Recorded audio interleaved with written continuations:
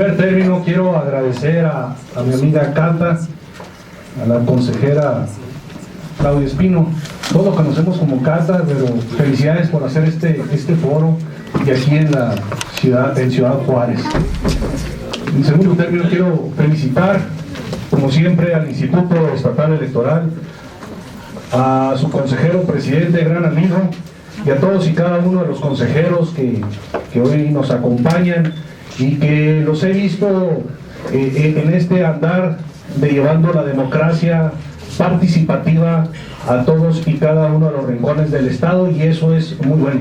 Como saben, le tengo un cariño muy especial al Instituto Estatal Electoral, donde fui 7 años consejero y amigo y compañero de muchos de ustedes. Gracias por hacer este tipo de eventos. Felicidades de antemano. Saludo con gusto a mi amigo, al magistrado Adrián Jaques Flores, por acompañarme, y al presidente del Tribunal Estatal Electoral, un compañero y amigo, al magistrado Víctor Yuri Zapata. A la Universidad Autónoma de Chihuahua, a nuestra alma mater, por albergar este tipo de eventos, estos foros que vienen a dar un realce a la sociedad misma. A mis compañeros del Instituto Nacional Electoral por estar aquí y estar siempre pendiente de todos los temas, y sobre todo en estos de género que se están dando. Al observatorio, a la Meche, a Verónica, a Cata, a todos por hacer este tipo y por hablar. La verdad, ahorita que veía un poco fuera de texto la interrupción de Jacqueline, para eso son estos foros, y eso debemos de albergar y saber nosotros que debemos de atender. A eso nos debemos de presentar todas las autoridades y escuchar a la sociedad que algo tiene que decirnos. A la FEPADE, mi amiga Diana Talavera, a Julio César Bonilla, por estar hoy aquí y tener este protocolo que es muy importante, a la Comisión Estatal de Derechos Humanos, a mi compañera, amiga de generación, al Congreso del Estado, pues gracias por todo por estar en este evento el día de hoy. Voy a dividir mi participación en solo 2 partes, donde va a ser un poco teórica y otra donde vamos a platicar de lo que ha hecho y hace el Tribunal Estatal Electoral. El foro de participación, perspectiva de los órganos electorales en cuanto a la violencia política hacia las mujeres. Dijo alguna vez Montesquieu: el amor a la democracia es el amor a la igualdad. Muchas gracias por la invitación a este tan importante evento. Históricamente hablando, el género humano ha tenido una marcada y desafortunada predisposición hacia la discriminación por razón de género, también conocida en nuestro país como machismo, en un acto que genera desigualdad. Durante siglos, las mujeres han sido relegadas a segundo término dentro de los muy diversos entornos de nuestra sociedad, y México no ha sido la excepción a este fenómeno. Por el contrario, es un hecho que una de las naciones donde más se presenta este tipo de situaciones es nuestro país. Esta lamentable tendencia obedece a una cultura retrógrada y sin fundamento, que se ha esparcido a todos los escenarios posibles, incluido desde luego el político. De ello deriva que la inclusión de las mujeres en el entorno político sea tan reciente, pues data prácticamente de poco más de un siglo. Fue Nueva Zelanda el primer país que permitió el sufragio activo en 1893, pero no se permitió en su vertiente pasiva, sino hasta 1919. No obstante, en México era inimaginable hasta hace apenas un par de décadas pensar en una participación política verdaderamente significativa por parte del sexo femenino. Dicha situación parece resultar contradictoria al hecho de que en 1917 México promulgó una de las constituciones más avanzadas de su época, particularmente los derechos humanos. Sin embargo, los motivos en este entonces expuestos por los legisladores fueron que las mujeres no sentían la necesidad de participar en los asuntos públicos del país, tomando como justificación la protección de la integridad familiar. Como sabemos, a partir de entonces comienza a haber movimientos sociales, litigios, manifestaciones, no solo locales, sino también internacionales, en busca del reconocimiento de ese derecho a las mujeres, lo cual no se logra sino hasta 1953. La regulación del derecho fue positiva. La participación general en los comicios aumentó de manera considerable y el voto de las mujeres causó impactos importantes en los triunfos que se alcanzaban. Sin embargo, en lo que respecta al voto pasivo, todavía quedaba mucho trabajo por hacer, pues dicha regulación no implicó por sí misma una intervención política activa de las mujeres a través de su postulación para cargos públicos.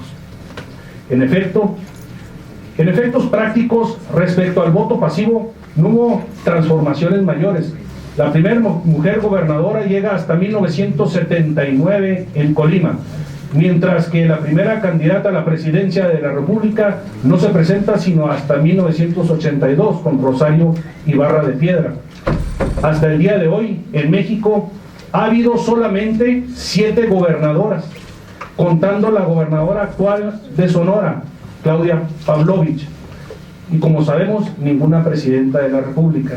Aquí me quiero detener nomás para comentarles una situación en una tarea de investigación que hizo la FEPADE sobre los estados y sobre las secretarías, sobre cuántos hombres y cuántas mujeres trabajan en los gabinetes. Quiero decirles, por ejemplo, que nuestro estado, Chihuahua, tiene el mismo en hombres y mujeres, 8 y 8. Somos los únicos. Pero tenemos, por ejemplo, en Aguascalientes, 14 y 2. Tenemos aquí en lo de Claudia Pavlovich, quería detenerme para hacer esta mención. Claudia Pavlovich no tiene ni una mujer en su gabinete. Entonces, son situaciones que se tienen que dar no nomás por el hombre, sino también por la mujer. Y tenemos que hacer ese planteamiento. En la Secretaría de Gobernación hay 6 titulares y ninguna mujer. En la Sedena, solamente un hombre. Y así nos podemos ir llevando esto poco a poco, y donde no nomás en las elecciones se da esta violencia en contra de la mujer, violencia política, sino también en los puestos, en los estados, en las mismas secretarías. Gracias a Diana Talavera por compartir esta información. En efectos prácticos, respecto al voto pasivo, no hubo esas transformaciones. Es ante esta situación que el Estado mexicano se ve obligado a tomar cartas en el asunto a través de la instauración de las llamadas acciones afirmativas. Esto es, obligando a los partidos políticos a postular cierto número de mujeres en determinados distritos electorales y municipios, a fin de que tengan las mismas posibilidades de llegar al poder que los hombres. Pero, ¿por qué tuvimos que llegar a este punto? Es una de las preguntas que uno se plantea. A pesar de que las mujeres cuentan con el derecho a ser votadas desde hace más de 60 años, los partidos políticos han sido renuentes a postularlas en igual medida que a los hombres, y esto se traduce precisamente en posible violencia política por razón de género. Desafortunadamente, la sociedad mexicana no ha sido capaz de asimilar la igualdad que existe entre hombres y mujeres, y en un entorno mayoritariamente masculino como el político se han perpetuado prácticas machistas indeseables que no tienen cabida en pleno siglo XXI. Es importante mencionar que la violencia política hacia las mujeres no siempre se da por razón de género. Puede haber otros factores. Sin embargo, es precisamente aquí donde entra el papel de los órganos electorales. Como autoridades en la materia, debemos ser capaces de analizar los casos en concreto y determinar, con base en los criterios preestablecidos, si efectivamente se están cometiendo violaciones a los derechos político-electorales de las mujeres por el simple hecho de ser mujer. Por ejemplo, en el Tribunal Estatal Electoral, órgano donde es común la sustanciación de los juicios para la protección de los derechos político-electorales del ciudadano, también conocidos como los JDC, existe una importante tarea por hacer. Como autoridad encargada de velar por la protección de esos derechos, es posible y sobre todo necesario que cuando una mujer advierta violación a sus derechos políticos, acuda a nuestra instancia a fin de que su caso sea debidamente estudiado y se brinde una respuesta justa, apegada a derecho. En ese mismo sentido, es obligación de los propios partidos el velar por que se cumplan estas acciones afirmativas. Conforme a nuestra regulación vigente, los partidos políticos deben promover la igualdad de oportunidades y garantizar la paridad de género en la vida política del Estado a través de la postulación a cargos de elección popular en el Congreso del Estado y ayuntamientos, tanto de mayoría relativa como de representación proporcional. Asimismo, establece que las candidaturas a miembros de los ayuntamientos se registran por planillas, integradas cada una por un presidente municipal y el número de regidores que determine el Código Municipal, todos con su respectivo suplente, ante la Asamblea Municipal correspondiente. Los registros que se realizan los partidos políticos deben cumplir con 3 criterios. El criterio vertical, en el cual las planillas no pueden contener más del 50% de un mismo género de candidatos propietarios, porcentaje que también aplica a los suplentes, debiendo aplicar un principio de alternancia de género. Segundo criterio, el criterio horizontal, el cual estipula que de los 67 ayuntamientos de la entidad, 33 candidatos a presidentes o presidentas deberán ser de un género y 34 del género distinto. Y el criterio efectivo, ese es el tercero, mismo que conlleva que las postulaciones realizadas deben contar con una posibilidad real de competencia. Es decir, los partidos políticos no pueden postular en los municipios en los cuales históricamente han obtenido derrotas únicamente a mujeres, sino que debe ponderarse que ellas tengan posibilidad de éxito electoral, no nomás en aquellos distritos donde se ha perdido van a postular mujeres. Ese es el criterio efectivo. En ese tenor, en el pasado proceso electoral, el Tribunal Estatal Electoral resolvió el recurso de apelación identificado con el número 82 y sus acumulados, presentado por el Partido Revolucionario Institucional a fin de contravertir la resolución aprobada para el Consejo Estatal, así como las resoluciones aprobadas por las asambleas municipales del Instituto Estatal Electoral, y las cuales declaró la procedencia del registro a candidatos a miembros de los ayuntamientos del Partido Acción Nacional. A consideración del Partido Revolucionario Institucional, la aprobación realizada por el Consejo y las asambleas municipales en relación con el registro de las candidaturas al cargo de miembros del ayuntamiento postulados por el Partido Acción Nacional en los 67 municipios que integran el estado de Chihuahua, vulneran el principio de paridad de género, pues a su dicho, las asambleas municipales se encontraban impedidas para pronunciarse en cuanto a la paridad horizontal y efectiva, así como para el cumplimiento constitucional y convencional de las acciones afirmativas establecidas a favor de la equidad de género en materia electoral, y la aprobación de las candidaturas a miembros de los ayuntamientos postuladas por el Partido Acción Nacional es contraria a derecho, pues no se cumple con los criterios de paridad de género. Así lo presentaron en su medio de impugnación. En ese sentido, el tribunal consideró necesaria una configuración distinta a la revisión de la paridad de género de los candidatos y miembros de los ayuntamientos postulados por el Partido Acción Nacional, y en plenitud de jurisdicción ordenó a ese partido que modificara la postulación de planilla en un municipio, a fin de velar por el principio de paridad de género.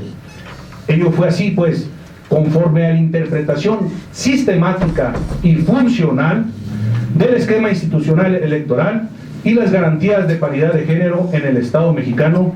Es imposible que una asamblea municipal pueda tener su alcance en el conocimiento del espectro estatal en relación a las demás postulaciones a miembros del ayuntamiento de un partido político, ya que las asambleas municipales están constreñidas al conocimiento pleno de su espacio territorial, mas no así de lo que acontece en las demás asambleas del Instituto Estatal Electoral. De esta manera, toda vez que la paridad horizontal y efectiva versa realmente sobre una visión estatal de postulaciones y competitividad de las mismas conforman al proceso electoral anterior, es absurdo que en el caso concreto las asambleas municipales estuvieran en aptitud de velar de forma cierta sobre el cumplimiento de los criterios implicados. Es decir, todo esto que le dije era someterse a los tres criterios que se da, esta guía que se solicitaba y se daba por el Tribunal Estatal Electoral. Primero, cumplir el 50%, que era de manera escalonada.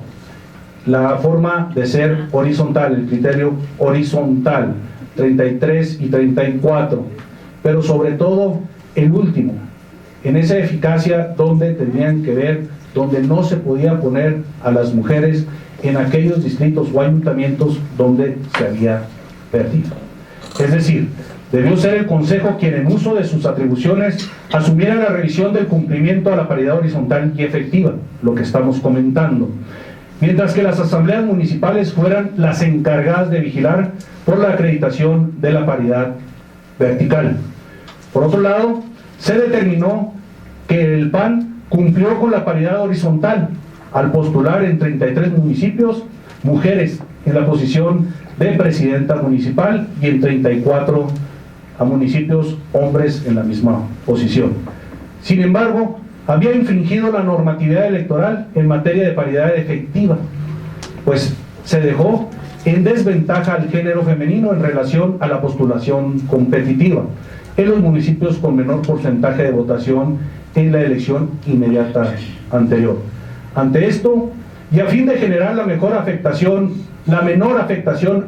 al Partido Acción Nacional y a los ciudadanos postulados por este, el tribunal consideró pertinente desarrollar un criterio que permitiera generar la mayor paridad, un criterio que permitiera generar la mayor paridad en la postulación de sus candidatos y el cual sirviera como parámetro para beneficiar las acciones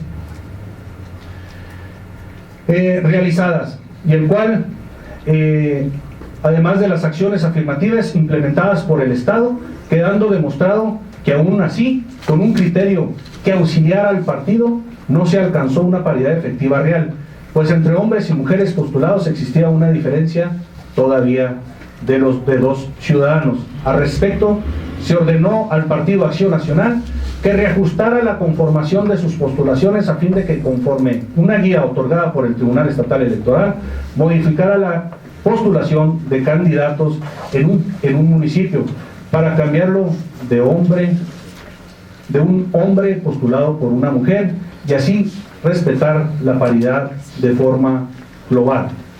Esta es una muestra de las condiciones en las que se puede presentar la violencia política a la mujer. Empero, la jurisdiccional no debe ser una vía constante, sino que debemos enfocarnos en un cambio cultural e ideológico. Es necesaria una reestructuración nacional con un sentido igualitario. Así las cosas, y antes de terminar mi participación, quisiera dejar en este recinto algunas de las reflexiones aquí hechas por el de la voz, En realidad es necesaria la implementación de sanciones a quienes no ejerciten las acciones afirmativas implementadas en el Estado mexicano. Cuando estas acciones afirmativas se convertirán en innecesarias y serán parte del vivir nacional. ¿Estamos preparados jurídica y socialmente a este gran y virtuoso impulso femenino en la política? Ante cualquiera de estas respuestas, yo creo que los tribunales electorales y todo órgano electoral está listo para defender sus derechos. Muchas gracias.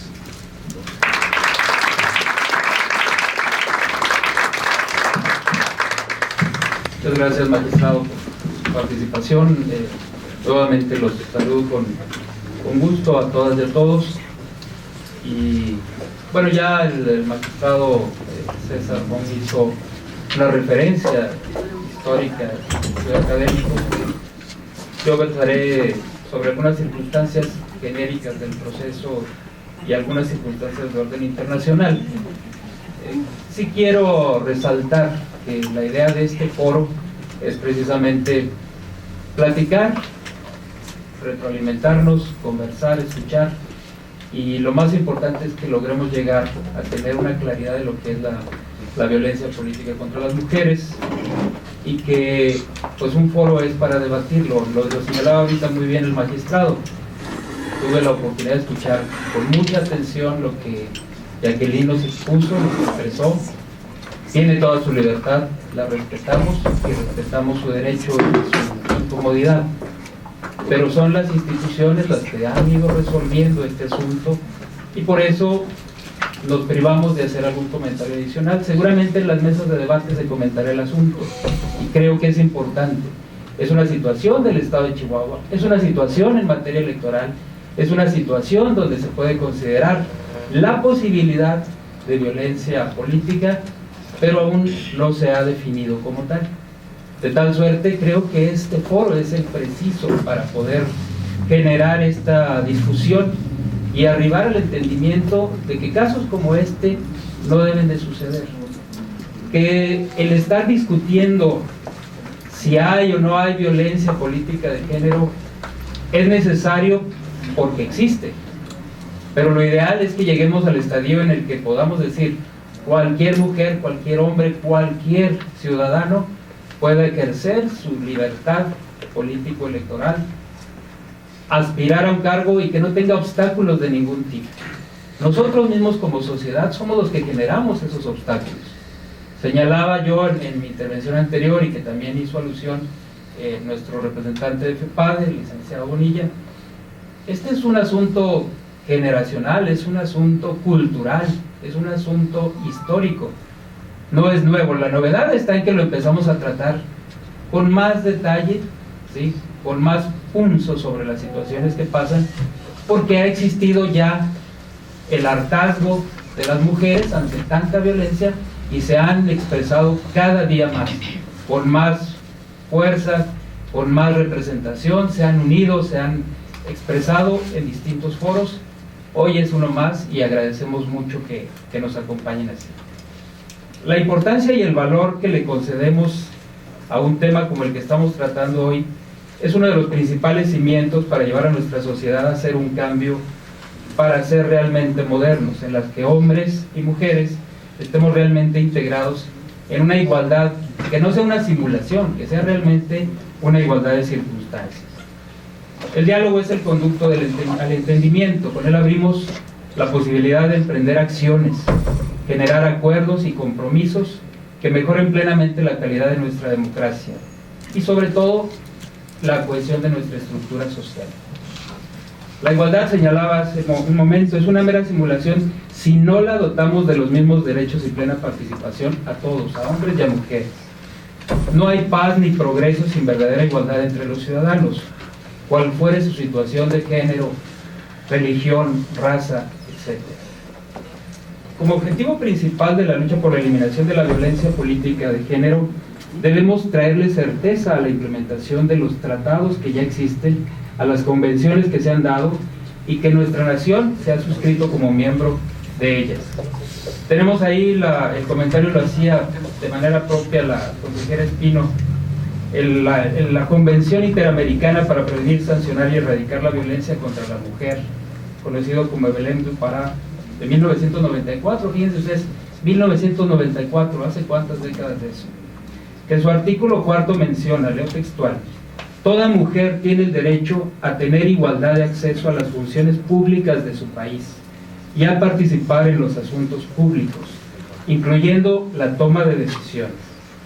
En su articulado 5 se destaca que toda mujer podrá ejercer libre y plenamente sus derechos civiles, políticos, económicos, sociales y culturales, en el cual los estados partes reconocen que la violencia contra la mujer impide y anula el ejercicio de estos derechos. En la Convención sobre la Eliminación de todas las formas de discriminación contra la mujer de Nueva York de 1979, todavía antes, en el artículo 7 se menciona: los estados partes tomarán todas las medidas apropiadas para eliminar la discriminación contra la mujer en la vida política y pública del país, y en particular garantizando en igualdad de condiciones con los hombres el derecho a votar, participar en la creación de las políticas públicas, ocupar cargos públicos y ejercer funciones en todos los planos gubernamentales. ¿Qué nos refieren estos tratados o convenciones? El tema no es nuevo en términos de ponerlo en blanco y negro en unas páginas, signarlo por los estados, por los países que han decidido hacerlo. Pero ¿qué pasa en los estados? ¿Qué pasa en los países? No se lleva a la práctica. Volvemos al ejercicio de la simulación.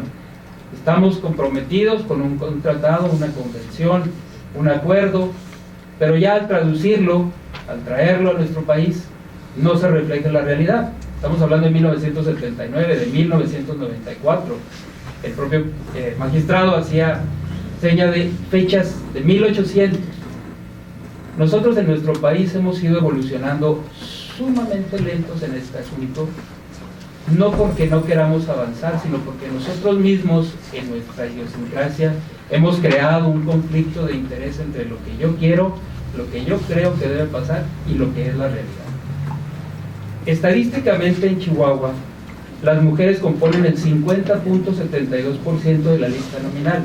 Hay una ligera mayoría de mujeres en este padrón.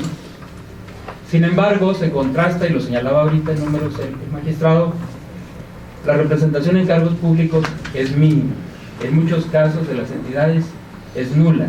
En el caso de Chihuahua, pues lo señalábamos también, la obligatoriedad que la ley le ha impuesto a los partidos para nombrar candidatas en puestos a cargos de elección popular a través de la paridad horizontal, vertical y con el criterio de efectividad que se mencionó, pues nos ha llevado a que hoy tengamos un Congreso donde tenemos mayoría de diputadas. Qué bueno, pero es una obligatoriedad para los partidos. No es que estén, y señalaba también el licenciado Bonilla, no es que estén de acuerdo con ella. Ese es el grave problema. Lo tiene que hacer por cumplir la ley. Si no lo cumplen, independientemente de que la autoridad administrativa lo señale, lo resuelva, o que la autoridad jurisdiccional tenga que asumir el papel que le corresponde para resolver las impugnaciones que en la materia existen, nos deja claro que los partidos políticos no están convencidos de llevar a efecto estos criterios porque haya una conciencia de que pueden y deben incluir a las mujeres en estos cargos. Ahí es donde entra la visión electoral que yo pudiera permitirme mencionar. Para la autoridad administrativa no es la complejidad la aplicación de la ley, tenemos la obligación de aplicar. La complejidad deviene de que los partidos políticos o las instituciones políticas cumplan con ella y eviten generarle a las mujeres obstáculos al interior de los propios partidos, no solo para llegar a ser candidatos. También en los partidos es complicado que una mujer llegue a ostentar un cargo dentro del partido. Podrá haber casos distintos, podrá haber casos precisos, pero la generalidad es que necesitamos hacer conciencia en que los partidos políticos, conciencia en que los ciudadanos de a pie, tengamos claridad de que esto es posible, es necesario, es conveniente y ha resultado en buena práctica a partir de la reforma 2014. Históricamente nuestro Estado se ve en estos momentos en un buen punto para la equidad de género en la política y la vida pública. El Congreso, presidido por una mujer, que afortunadamente nos acompaña, gracias. La propia conformación del Congreso, integrado en su mayoría por mujeres, e incluso una fracción parlamentaria, la cual está exclusivamente integrada por mujeres. Eso es un punto de partida esencial. ¿Qué debe suceder ahora? Bueno, ahí están ya en el cargo. Ahora hay que promover más, hay que promover que esto continúe y que se demuestre que la eficiencia, el conocimiento, el profesionalismo y la ética existe para poder ejercer su función. A nivel estatal vemos la implementación de políticas públicas de equidad de género ocupando un 50% de posiciones importantes en el Poder Ejecutivo, ya lo señalaba el magistrado. En la propia vida interna de nuestro Consejo Estatal Electoral tenemos paridad en consejeras y consejeros, gente que está preparada plenamente ejerciendo la presidencia de importantes comisiones. Estas circunstancias se replican en innumerable cantidad de dependencias y organismos en nuestro país. Sin embargo, esto todavía es algo inacabado.